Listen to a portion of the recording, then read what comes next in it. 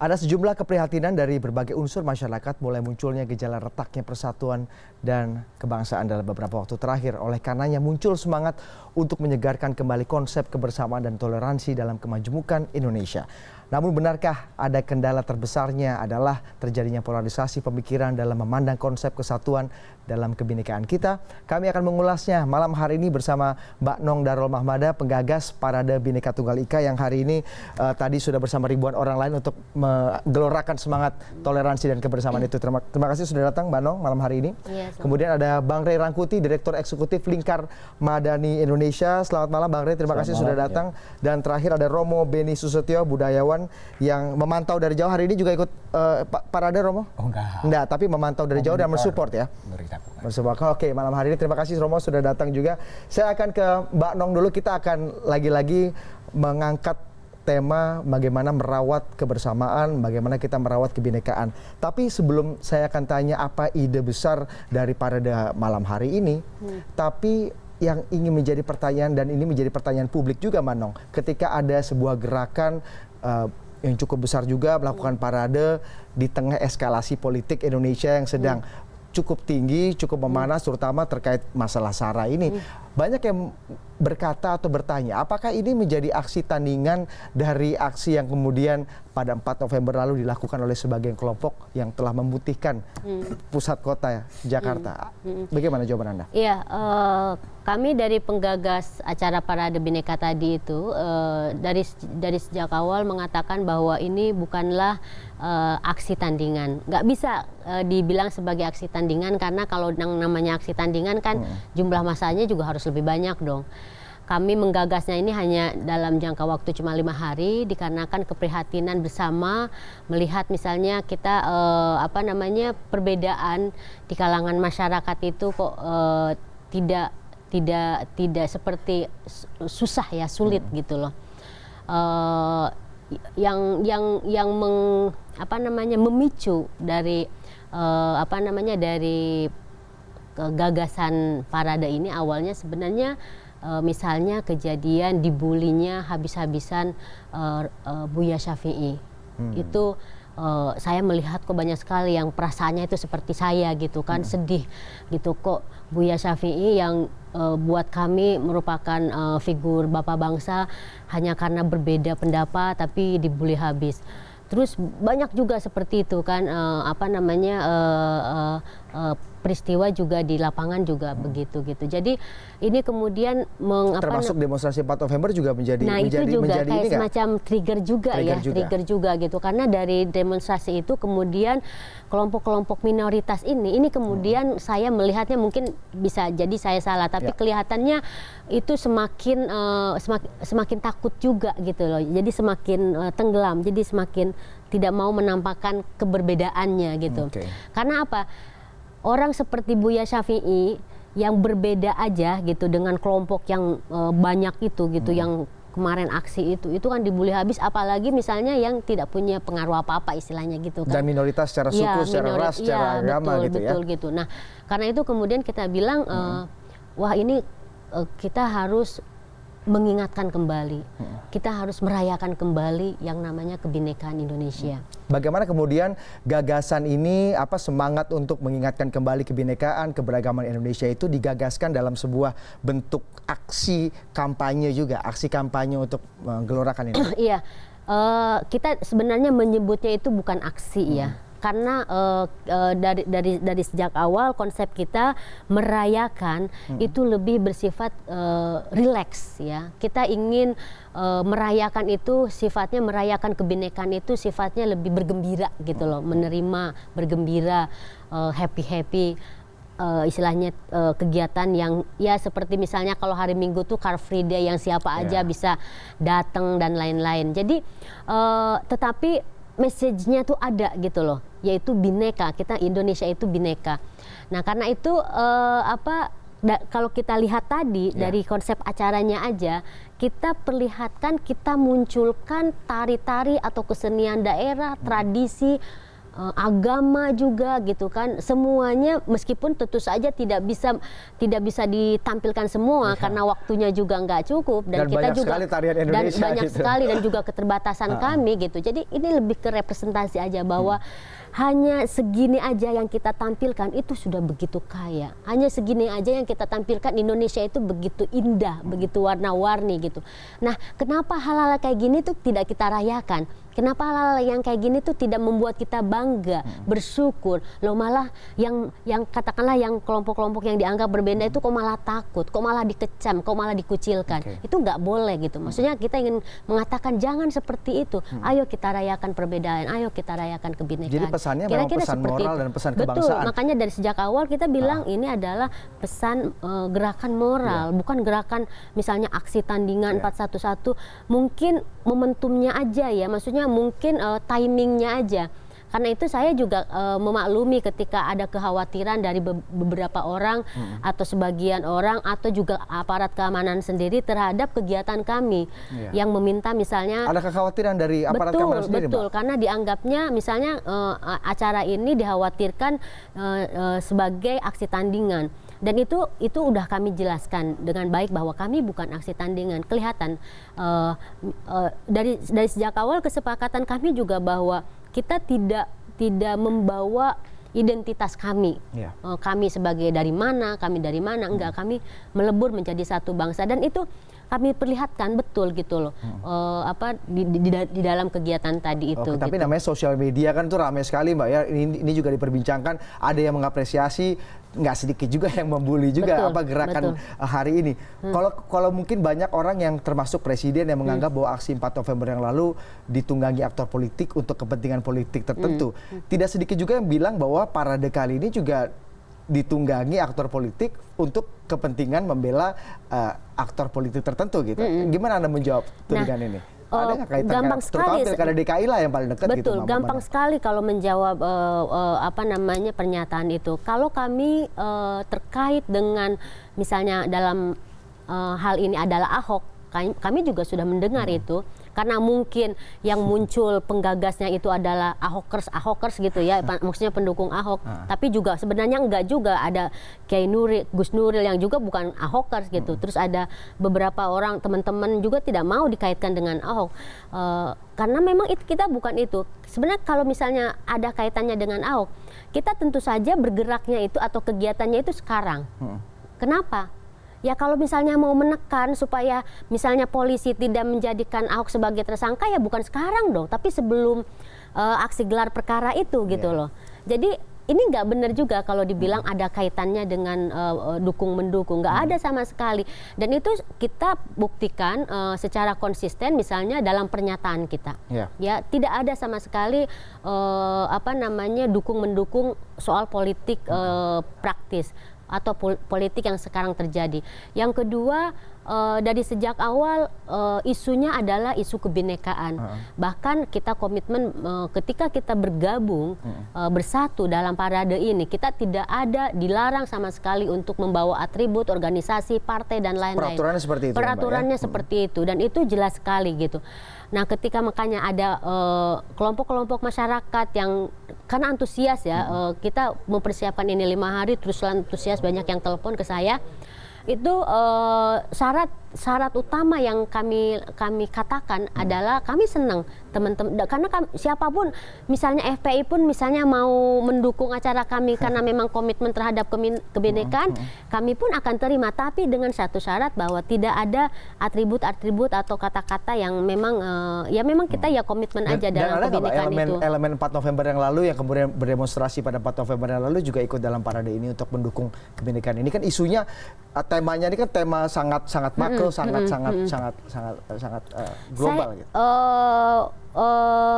Dibilang enggak maksudnya ya? karena saya tidak melihat pada backgroundnya itu sendiri, ini kan lebur gitu ya, siapapun bisa gitu, maka saya sih enggak terlalu ini ya, itu enggak terlalu maksudnya enggak terlalu penting juga gitu loh. Pokoknya siapapun lah yang memang memang komitmen atau mendukung soal kebinekaan ini ya silakan gitu. Saya akan ke Bang Rey. Bang Rey, kalau kita melihat aktivitas rekan-rekan di sini, menurut Anda apa yang Anda baca dari kemudian kekhawatiran kenapa kemudian yang muncul ini justru lagi-lagi pesan untuk merawat kebinekaan. Ini mirip sekali dengan safari politik dan safari militer Presiden Jokowi ke beberapa waktu terakhir, ke Ormas Islam, ke kesatuan-kesatuan militer.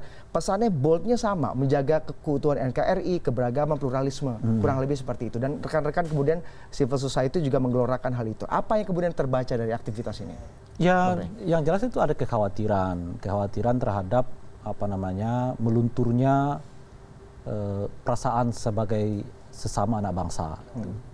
Nah, tentu itu sesuatu yang saya pikir memang di kita juga belum tentu itu selesai gitu. Nah, sekarang ini kan terlihat ada mulai dominasi gitu ya, dominasi kelompok dan dominasi macam-macam gitu. Yang kalau itu dilakukan misalnya karena alasan-alasan yang alami, mungkin tidak ada masalah. Tapi misalnya kalau itu terjadi karena misalnya ada upaya justru stigmatisasi terhadap kelompok lain, nah itu akan tentu menjadi masalah. Ada melihat eskalasinya terjadi belakangan, dominasi sebagian kelompok kemudian mendiskreditkan kelompok yang lain. Itu ya, terjadi itu kan betul. Yang kita alami. Justru karena itu kita bisa memahami mengapa reaksi-reaksi yang sekarang ini bisa muncul kan. Jadi sebetulnya kan yang mau dikatakan itu demokrasi ini memberi kita semacam kesempatan dan kepastian agar semua orang siapapun dari yang paling besar sampai yang paling kecil kira-kira begitu itu dapat berkompetisi di dalam alam yang sudah kita sepakati. Nah, tanpa harus melakukan stigma-stigma. Misalnya kalau Anda berbeda Anda ini, Anda berbeda Anda ini gitu. Nah, sebab kalau memakai itu pasti polanya adalah pola yang paling banyak. Nah, semakin banyak orang menstigma dia berarti semakin keluar dari apa yang disebut dengan kelompok. Nah, tentu saja bagi sebuah komunitas ini tidak sehat. Karena yang kita harapkan itu kan sebetulnya proses dialog. Bukan saya dengan Anda, tetapi saya bersama Anda. Itu yang sebetulnya kita mau katakan dalam konteks mengelola bangsa ini gitu. Oleh karena saya bersama Anda, meskipun kita bersaing, kita buat aturan yang saling tidak melukai kita sebagai sebuah bangsa gitu. Nah, saya pikir misalnya kalau kita merujuk kepada aturan-aturan yang ada pada demokrasi, sebetulnya itu sudah cukup relevan untuk mengatasi semua ya perbedaan-perbedaan kita yang tidak memunculkan perbedaan itu sebagai sebuah kelompok yang melakukan stigmatisasi kepada kelompok yang lain gitu. Nah, pertanyaan kita adalah sejauh apa semua orang memiliki komitmen untuk menegakkan aturan dalam demokrasi itu meningkat sedikit, bukan hanya aturan tapi etika berdemokrasi itu. Nah, itu persoalannya, jangan sampai misalnya demokrasinya yang diambil yang penting-penting bagi dia, kemudian melupakan yang lain, atau demokrasinya hanya diambil dari yang menguntungkan dia, kemudian pada saat yang bersamaan tidak melakukan upaya yang kuat untuk menjaga demokrasi itu jangan sampai dibajak juga misalnya. Kalau kita bicara mengenai demokrasi dan juga etika politik dalam berdemokrasi, berarti untuk masalah kebinekaan, keberagaman, pluralisme itu no issue dong, Bang. Kalau memang dari Anda katakan memang tidak ada isu sebetulnya kan. Nggak ada isu yang perlu dikhawatirkan sebenarnya. Kemudian kenapa teman-teman ini bisa bergelora? Bukan, justru yang kelihatan ini sekarang karena yang kita sebut dengan demokrasi itu tidak jalan. Kan kira-kira gitu. Kalau misalnya kita berbicara soal pilkada lah. Demokrasi itu memungkinkan orang dipilih dengan alasan apapun. Dengan etnik apapun, dengan agama apapun. Caranya apa? Ya tentu melalui mekanisme yang kita sepakati. Tetapi dia juga boleh tidak dipilih. Tapi dengan cara apa? Dengan cara yang semestinya jauh lebih beradab. Jangan lagi dibawa masalah-masalah yang bersifat primordial ke wilayah itu. Ada melihat eskalasinya seperti itu terakhir-terakhir. Justru karena itu kan sebetulnya yang terjadi dan seterusnya itu. Nah, disitulah kemudian kita saya pikir masalahnya bukannya soal pada tingkat tertentu ya, bukannya soal kemungkinan adanya keretakan kita sebagai sebuah bangsa, tapi yang paling di depan mata kita adalah apa istilahnya itu ya, bagaimana demokrasinya tidak berjalan efektif karena demokrasi dipakai untuk justru menegasi kepentingan orang. Gitu. Oke, ini angle-nya agak berbeda dari Bang Rey tadi. Memang keretakan sebuah kebangsa tidak perlu terlalu dikhawatirkan karena isunya tidak terlalu kuat, justru malah bagaimana demokrasi ditunggangi oleh motif-motif atau cara-cara yang tidak demokratis sebenarnya. Kalau Romo sendiri melihat ancaman kebinekaan ini memang beberapa waktu belakangan juga terlihat agak luntur atau terancam, Romo. Tapi lebih asik dijawabnya di segmen berikutnya. Kami akan segera kembali usai jeda berikutnya.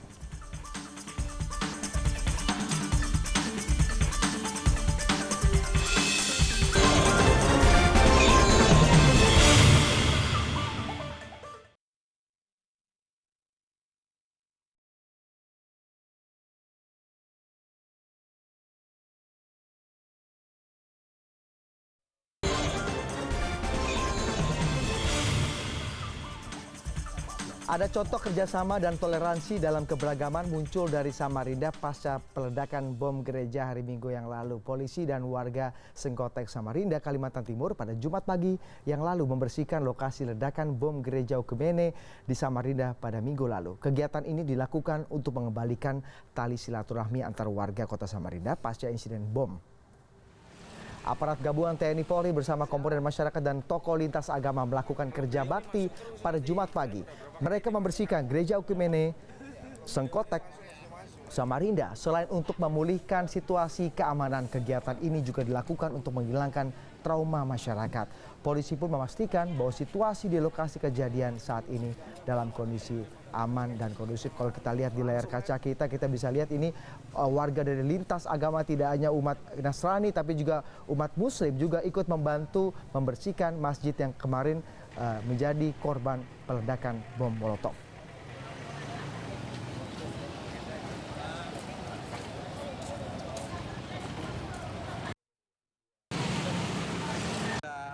Relawan pembersih masjid kita juga dari agama Islam sangat prihatin, ya. Jadi itu sebenarnya itu dari oknumnya aja, segelintir manusia yang bikin resah masyarakat. Meningkatkan lagi persaudaraan persatuan dengan melakukan kegiatan sosial, ya ini kerja bakti bersama dengan TNI, Polri, pemerintah dan masyarakat. Ada disclaimer sedikit tadi, maksudnya ini gereja yang menjadi pemboman pada minggu lalu, Romo. Tapi kalau kita tadi lihat di Samarinda, umat Muslim, umat Nasrani kemudian bisa bersatu padu sama-sama membersihkan gereja yang kemarin menjadi korban bom. Kalau kita melihat apa yang terjadi di sana, kayaknya isu mengenai keretakan kebinekaan, keretakan pluralisme Indonesia kayaknya nggak seberbahaya itu. Anda melihatnya gimana? Ya gini loh, kalau kita mau jujur ya, mayoritas kita itu memang cinta kemajemukan, keragaman. Memang ada kelompok kecil ya. Tapi persoalannya kalau dari hasil riset Setara selama 10 tahun itu ada pembiaran dari negara sehingga intoleransi itu berkembang. Misalnya data Setara menyangkut 1.250 pelaku intoleransi itu dan tidak ada tindakan sama sekali. Jadi sebenarnya virus-virus itu terjadi ketika tanpa sadar kita pelaku-pelaku kekerasan, pembiaran itu dibiarkan saja seolah-olah mereka mendapatkan hak istimewa kalau melakukan kekerasan, ujaran kebencian, bahkan menebarkan virus-virus ketakutan itu dibiarkan. Padahal hukum jelas sekali menindak orang-orang pelaku itu. Hukum juga jelas, aturan main dalam undang-undang ITE misalnya, itu kan jelas. Lah sekarang kita ingin negara itu hadir. Negara hadir untuk merawat kemajemukan, hadir untuk menjamin kebebasan orang berekspresi, orang beriman, dan itulah sebenarnya bagian dari demokrasi. Kalau kita bicara demokrasi itu kan partisipasi publik, di mana publik tidak takut, tidak khawatir, di mana tidak ada mayoritas-mayoritas. Demokrasi yang beradab itu adalah demokrasi yang diwujudkan dalam ruang publik lewat sebuah yaitu perdebatan, gagasan, adu wacana, dan mencari sebuah solusi terhadap masalah. Bukan pertarungan di lapangan. Di lapangan juga bagian demokrasi. Tapi di lapangan dulu demonstrasi. Ya, tapi di lapangan demokrasi itu boleh asal penekanannya tidak menggunakan kekerasan. Dan isu sara. Itu persoalannya. Tadi, Anda melihat eskalasinya bagaimana? Eskalasinya sekarang kan kita melihat dengan jujur ada ketakutan, kecemasan. Maka muncullah perlawanan-perlawanan dari daerah-daerah lain. Kita lihat demo di Papua, di Manado, di Kupang, di Kalimantan mulai tumbuh gitu loh. Sehingga orang melihat ketika mereka terancam, maka isunya menjadi isu, ya sudah, separatisme terjadi kan. Demonstrasi yang Anda bacakan itu tadi isunya apa, Rob? Isunya mereka kalau mau macam-macam ya pisah gitu loh. Itu kan terjadi. Lah ini yang menurut saya tidak tepat gitu loh. Mari kita jaga keutuhan, keragaman, kemajemukan ini dengan mari kita rawat kebenekaan itu loh. Karena kebenekaan itu menjadi habitus kita. Gugus insting cara berpikir, bertindak, berrasa orang Indonesia ini. Kalau Anda pergi ke Mojokerto, ada Candi 1000 di situ. Zaman waktu itu, di situ ada 1001 keyakinan agama pada waktu itu, dan mereka bisa terima. Itulah warisan nenek moyang kita. Jadi sejak awal Indonesia itu plural. Dengan macam etnis, budaya, suku, maka warna kulit kita, mata kita itu campuran. Jadi orang Indonesia asli itu campuran, tidak ada yang asli. Jadi darah kita ini sudah campuran, jadi tidak mungkin seorang seragam. Lah kemajemukan itulah menjadi kekuatan kita. Lah ekspresi ini muncul ketika kemajemukan terancam, mulailah darah itu mengalir. Mereka mulai sadar, loh, ini saya Indonesia. Indonesia yang tidak lagi disekat-sekat oleh suku, agama, identitas, tetapi Indonesia itu menyatu karena darahnya itu satu. Lah kita terdiri dari macam-macam budaya, kultur, tapi juga macam-macam aneka. Karena keindonesiaan itu dirajut dalam sebuah ikatan, kita itu bersaudara. Maka kita ini punya imajinasi. Meskipun kita tidak pernah pergi ke Papua, ke Kalimantan, tapi proses kesadaran kita sebagai bangsa. Lah ini yang terwujud hari ini. Merajut keindonesiaan itu menjadi terkoyak ketika orang merasa terancam. Berarti ancaman itu juga itu semakin dirasakan. Semakin dirasakan. Lah maka yang penting sekarang adalah kesadaran kita bersama, mengembalikan keindonesiaan itu dengan membatinkan dalam sikap perilaku kita sebagai orang Indonesia. Apa sikap perilaku sebagai orang Indonesia? Sebab orang Indonesia itu menghargai perbedaan, menyintai perbedaan, dan mau menyelesaikan lewat sebuah musyawarah mufakat. Kalau ada perbedaan, ayo kita selesaikan lewat sebuah dialog. Itulah demokrasi. Demokrasi itu selalu membangun dialog. Lah dialog yang sehat adalah ketika kita saling menerima perbedaan. Kita berbeda, tapi kita juga menghargai perbedaan, tapi tidak memaksakan kehendak kita untuk memaksa orang sama dengan kita. Lah ruang demokrasi ini yang harus dirawat sekarang. Lah demokrasi membangun sebuah peradaban. Jadi pertaruhan kita ini sebenarnya peraturan peradaban. Kalau kita gagal membangun peradaban bangsa, kalau kita kekerasan dibiarkan tumbuh dan negara tidak hadir, maka hancurlah peradaban. Ini yang mau saya tanya ke Bang Rey. Bang Rey, negara hadir nggak? Atau mungkin ancaman atau kekhawatiran ini juga dirasakan oleh Presiden, makanya kemudian kita lihat Presiden beberapa waktu terakhir itu melakukan safari politik, safari ke tempat-tempat dengan isu yang mirip sama yang kemudian hari ini Mbak Nong gelorakan gitu di jalan. Keretakannya kan sebetulnya mungkin dilihat dari dua sudut.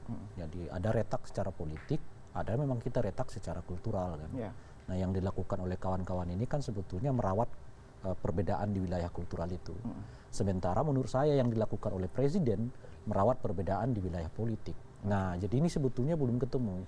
Presidennya lebih banyak berbicara soal bagaimana perbedaan-perbedaan politik memang diselesaikan melalui jalur politik begitu. Tapi pada saat yang bersamaan belum bergerak ke wilayah yang kultural. Nah misalnya seperti yang disebutkan tadi oleh Romo Beni, sekian banyak itu peristiwa-peristiwa yang bersikap intoleransi, tapi belum ada penegakan hukum atas tindakan yang seperti itu satu. Tapi kalau negara kan memang kapasitas di situ kan, selalu harus mengambil tindakan hukum. Nah oleh karena itu harus ada bantuan di wilayah itu, harus ada orang yang bergerak di wilayah itu. Sebab wilayah kultural ini kan sebetulnya menjadi pressure group maksudnya. Betul, wilayah kultural ini kan sebetulnya justru pada tingkat tertentu jangan diintervensi oleh negara gitu. Nah oleh karena itu ya civil society-nya yang bergerak. Nah ini semua bisa terjadi kalau memang kita merasa bahwa pertama Indonesia ini sebagai sebuah bangsa plural itu final dalam diri kita gitu. Indonesia ini harus menjadi negara kesatuan itu final dalam diri kita. Bahwa demokrasi itu sebagai sistem kita bernegara dan berbangsa itu final di dalam diri kita. Tapi kalau ada keraguan terhadap kebinekaan kita, ada keraguan terhadap kesatuan kita sebagai sebuah bangsa dan ada keraguan untuk menerima demokrasi sebagai mekanisme berbangsa dan bernegara, ya tentu saja terjadi akan banyak kerentanan gitu. Ya itu yang saya sebut tadi, yang kemudian muncul adalah mengambil setengahnya dari demokrasi, melupakan setengah yang lain, mengambil setengahnya dari kebinekaan, melupakan bahkan pada tingkat tertentu menafikan kebinekaan yang untuk lain. Untuk tujuan tertentu? Ya tentu saja untuk kepentingan-kepentingan yang bisa bersifat ekonomi, bersifat politik, bisa macam-macam, hanya bahkan pada tingkat tertentu untuk sekedar eksistensi dan seterusnya. Kalau kita lihat eskalasi terakhir, apa yang Anda baca dari aktivitas politik, aktor-aktor politik tertentu yang kemudian juga memicu eskalasi ini, bahkan disebut oleh Presiden ada aktor-aktor yang menunggangi seperti itu. Anda melihat bahwa memang ini dimanfaatkan untuk kepentingan politik atau kepentingan tertentu yang jauh daripada sekedar urusan pilkada DKI gitu Bang Rey? Ya kalau orang turun ke jalan begitu banyak, siapa politisi yang nggak ngiler kan kira-kira gitulah ya, dan seterusnya itu gitu. Nah disitulah menurut saya kita lagi-lagi berbicara agak disitulah pentingnya etika politik ya kan. Kalau ini ada kelompok orang yang merasa apa istilahnya itu ya, basis primordial mereka terganggu, lalu menuntut haknya untuk diadili, ya itu cukup di situ. Jangan diangkat lagi kasus yang menjadi kasus yang katakanlah misalnya bersifat politik dan sebagainya gitu. Nah, oleh karena itu ya pada tingkat tertentu apa yang dituntut itu yang dilaksanakan oleh negara. Misalnya ya memprosesnya, menetapkan kasusnya tersangka gitu. Tapi stop sampai di situ. Jangan lagi naik ke urusan soal bla bla bla. Nah, itu udah lain lagi cerita. Nah, kalau basisnya adalah kultural, ya tentu harus kita lihat sebagai gerakan kultural. Tapi kalau sudah masuk ke situasi yang menuntut ini, menuntut itu, yang kesemuanya dibaca dari kacamata dari segi politik sangat mungkin masuk, ya tentu saja gerakan-gerakan yang bersifat kultural ini sangat potensial kemudian ditunggangi oleh aktor-aktor politik. Dan saya pikir dengan jumlah yang sedemikian rupa dalam situasi yang seperti sekarang, memang bergen politiknya kembali kembali bisa berubah. Makanya kemudian eskalasi tidak sama sekali menurun meskipun Pak Ahok sudah menjadi tersangka itu. Persoalan begini loh. Ketika politik itu tidak punya kematangan tidak punya cinta pada bangsa dan negara, ya dia pragmatis. Ini yang terjadi. Jadi pragmatisme karena melihat peluang. Lah kalau kita menghargai demokrasi kan fair play. Ya tunggu dong 5 tahun lagi gitu loh. Lah ini persoalannya. Jadi masalah etis lagi nih loh. Karena kepatuhan pada politik. etika itu nggak ada. Ini kan menyangkut pantas dan layak seseorang. Ketika elit politik tidak memiliki etika, ya dia mainnya yang Machiavelli. Dan ada kekuasaan itu membuat mereka akhirnya haus. Dan kekuasaan itu bisa mengalahkan segala cara. Termasuk menahan kelompok-kelompok seperti Mbak Anong untuk bisa digembosi gitu. Artinya begini loh, saatnya lah kita belajar demokrasi itu butuh kematangan. Tapi kematangan demokrasi butuh etis.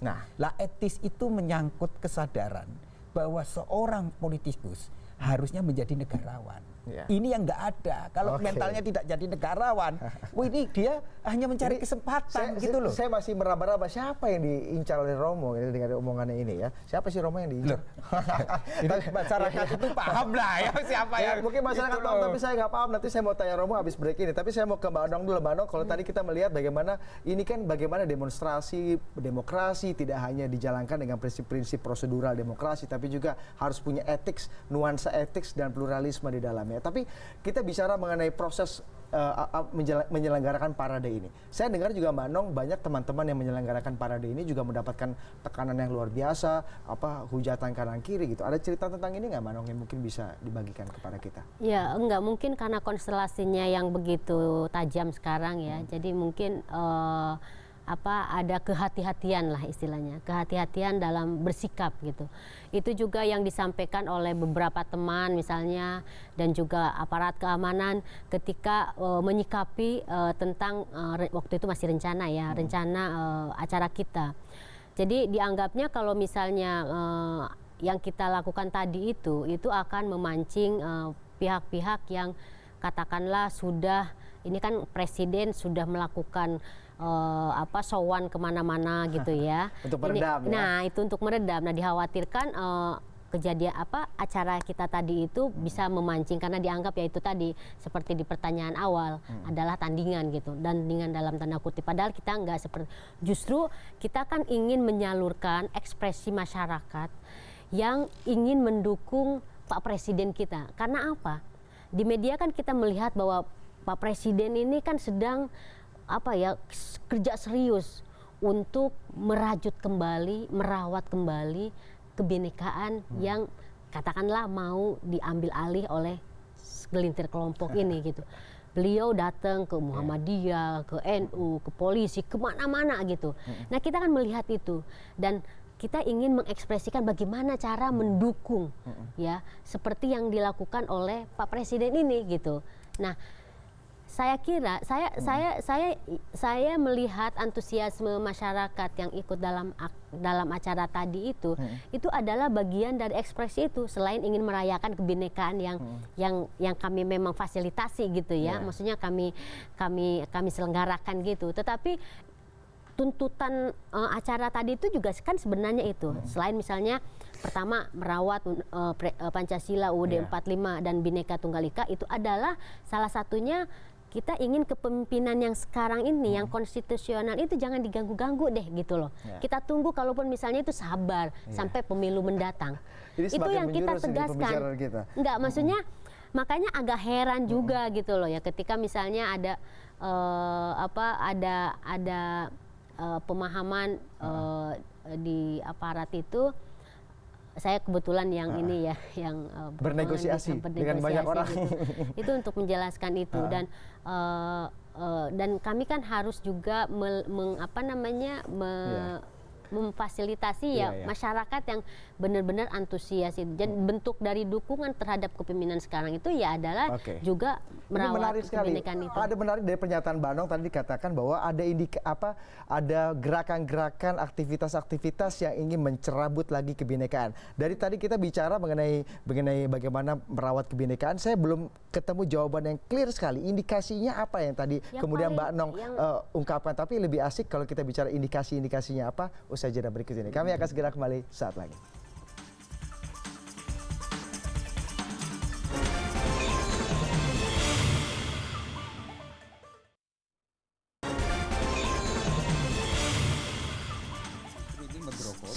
Saya akan kembali ke Mbak Nong. Mbak Nong, tadi Anda mengatakan ini ada orang-orang yang ingin mencerabut kebinekaan kita. Kalau tadi sih Bang Rey tadi mengatakan isunya ya mungkin tidak separah itu. Romo juga bilang ancamannya ada tapi ya kita masih bisa jaga lah sustainability-nya. Anda menganggap bahwa ada yang mencerabut. Indikasinya apa tadi, Mbak?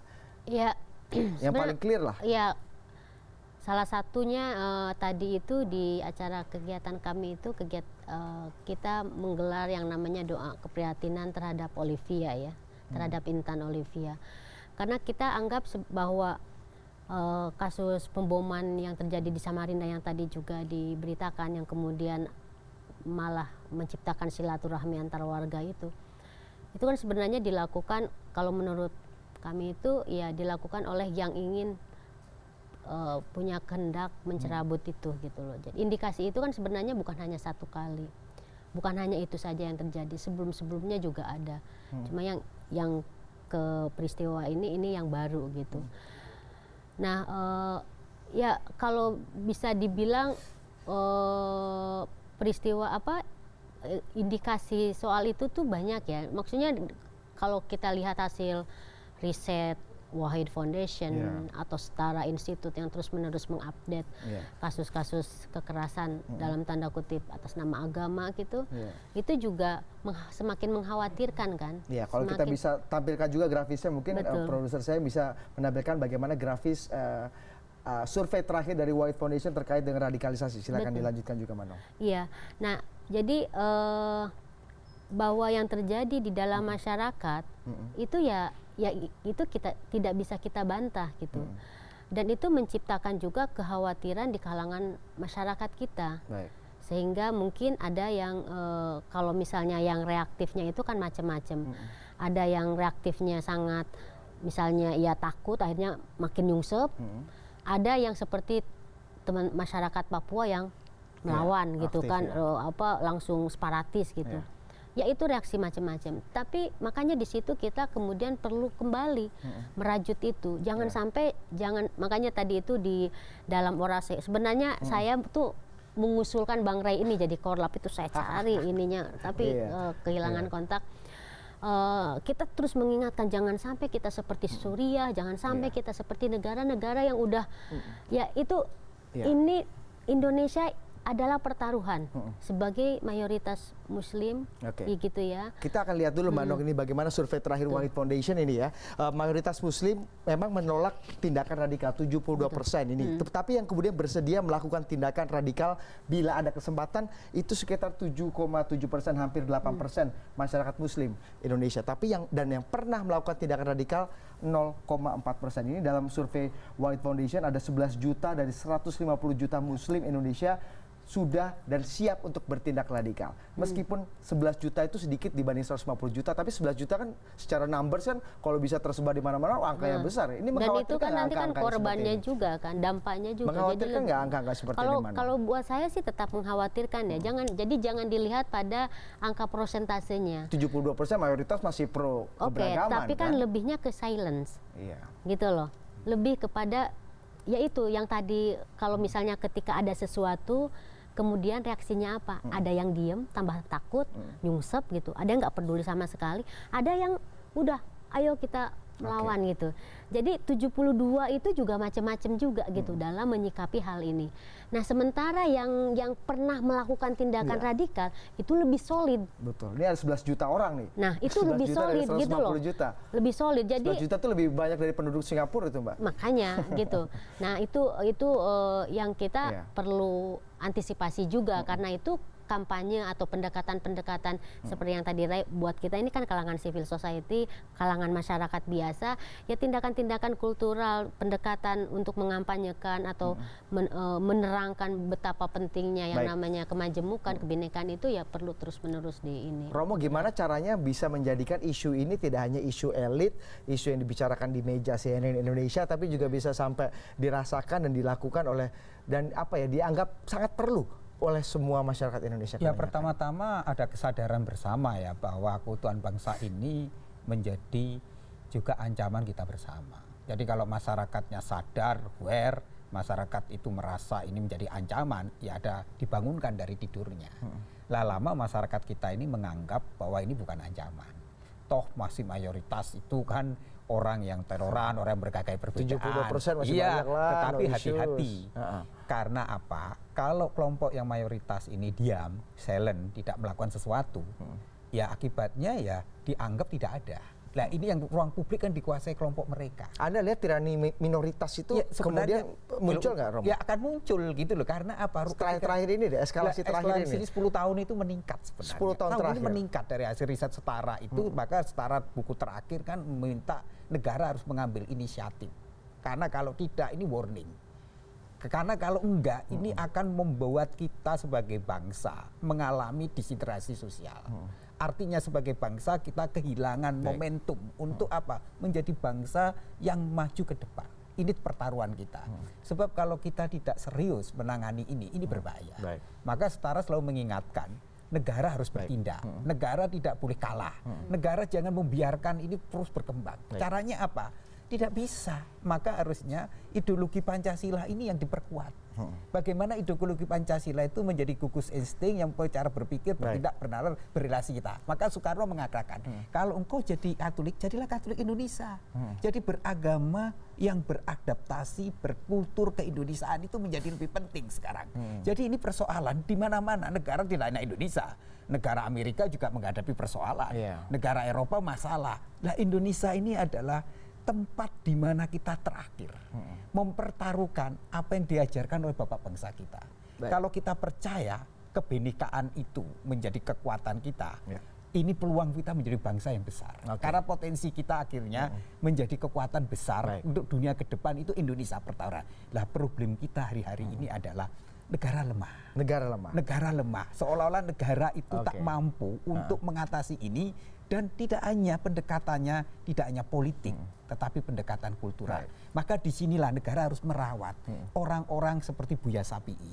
Orang-orang harus memperbanyak orang-orang figur seperti itu, yaitu membuat keindonesiaan itu menjadi sejuk, menjadi enak sampai ke kampung-kampung gitu ya. Nah, jadi tidak hanya tingkat elit, tidak hanya di media. Nah, ini kekurangan kita adalah kita sekarang kehilangan negarawan-negarawan. Maka elit politik harus menjadi negarawan. Bukan menjadi politikus. Kalau politikus itu dia hanya berpolitik kerap kali hanya untuk kesempatan dan kepentingan. Nah, ketika politik tanpa nurani, tanpa akal sehat dan tanpa etika, maka politik itu hanya seperti harimau. Baik, saya akan ke Bang Rey terakhir, Bang Rey, untuk menutup diskusi kita malam hari ini. Negara tadi kata Romo harus kuat, harus tampil ke depan nih dengan situasi eskalasi terakhir. Presiden sudah tampil, bagaimana kemudian berusaha untuk menekan eskalasi. Menurut Anda pasca apa yang dilakukan oleh negara, terlepas itu positif, negatif, kurang atau lebih, akan bisa menurunkan tensi ini nggak dalam waktu ke depan secara politik dan kultural? Ya, pertama tentu akan bisa. Faktanya kan kemudian setelah banyak silaturahmi dilakukan oleh Presiden, orang mengerti kembali bahwa kesatuan dan persatuan itu harus kita jaga, pluralisme harus kita jaga dan seterusnya gitu. Memang ada kelihatan efeknya gitu. Tetapi tentu tidak cukup karena persoalan kebinekaan ini bukan persoalan yang yang berhenti masa lalu. Dia persoalan selalu juga menghadapi tantangan-tantangan. Bagaimana di depannya, tantangan di depannya gitu. Oleh karena itu kehadiran negara harus tetap ada gitu. Nah, kalau selama ini titik tekan Presiden setidaknya 2 bulan terakhir ini pada politiknya, Tentu kita berharap abis ini Presiden juga punya keinginan yang kuat supaya memperkuat gerakan-gerakan kulturalnya gitu. Jujur saya harus katakan dalam satu terakhir ini menurut saya inilah yang nggak dikerjakan oleh Presiden. Presiden sibuk dengan urusan kerja-kerja, tentu itu bagus. Efeknya kita lihat pembangunannya terjadi. Tapi membiarkan ruang kosong kultural ini ya begitu saja akan menjadi seperti yang sudah kita alami terakhir-terakhir ini. Ada ketegangan lah. Kita akan lihat bagaimana aksi dan kita sudah memberikan suntikan antibiotik full vitamin C untuk negara. Romo, waktu kita sudah habis. Kita berharap juga kita bisa lanjut, tapi waktunya kita berharap tidak ada. Terima kasih Romo atas perbincangannya. Terima kasih Mano, terima kasih Bang Rey. Mudah-mudahan tadi suntikan antibiotik untuk Presiden bisa memperkuat kebinekaan kita ke depan. Amin. CNN Indonesia Prime News akhir pekan masih akan kembali usaha jeda berikut ini.